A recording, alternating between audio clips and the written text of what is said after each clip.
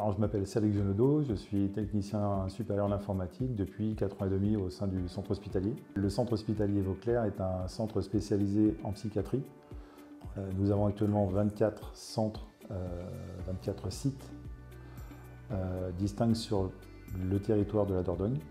Nous avons retenu la solution SpeechLive qui nous permettait d'avoir une mobilité importante et une souplesse au niveau de nos différents médecins et des différents sites.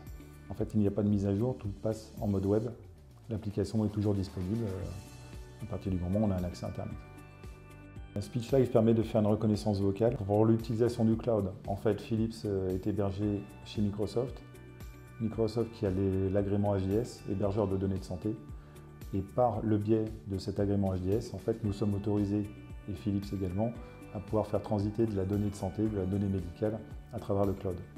Donc là, on a vraiment un gain de temps pour les médecins qui passent plus de temps avec les patients, puisque une fois la dictée faite, les notifications sont envoyées au secrétaire médical, qui, elles, vont se charger de faire toute la transcription dans le dossier patient informatisé. Et ça dégage énormément de temps en fait, pour les patients. DICMA nous a accompagnés sur ce projet pour la mise en place. Le déploiement de SpeechLive s'est très bien passé. SpeechLive régulièrement évolue et nous avons de nouvelles fonctionnalités qui nous sont apportées par cette application.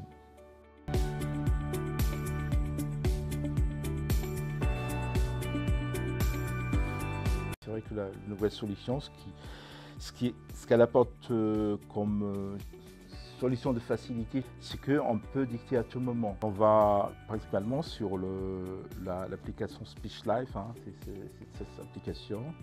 Voilà, donc là on a l'application, ensuite on va vers plus, on appuie sur dicter et là on ajouter un titre et là une fois que j'ai mis, donc j'appuie et là je suis en dictée directe, donc je peux dicter par exemple ce matin j'étais amené à voir le monsieur Pascal pour du douleur principalement des céphalées.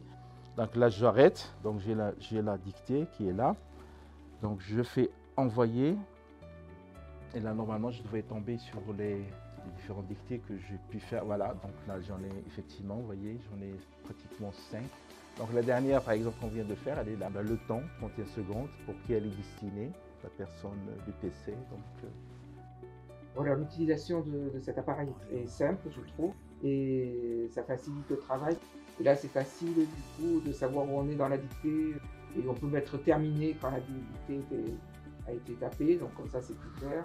On peut même revenir dessus, l'enlever s'il y a quelque chose, si on l'a fait par erreur. C'est bien, je trouve, c'est facile à écouter. Et on connaît effectivement la durée de la dictée aussi, donc pour s'organiser, on sait, voilà, on peut arrêter une dictée en cours et la reprendre. Oui, très intuitif, hein. Effectivement, une fois qu'on a compris le principe, ça va de soi, donc c'est plus facile à l'utiliser.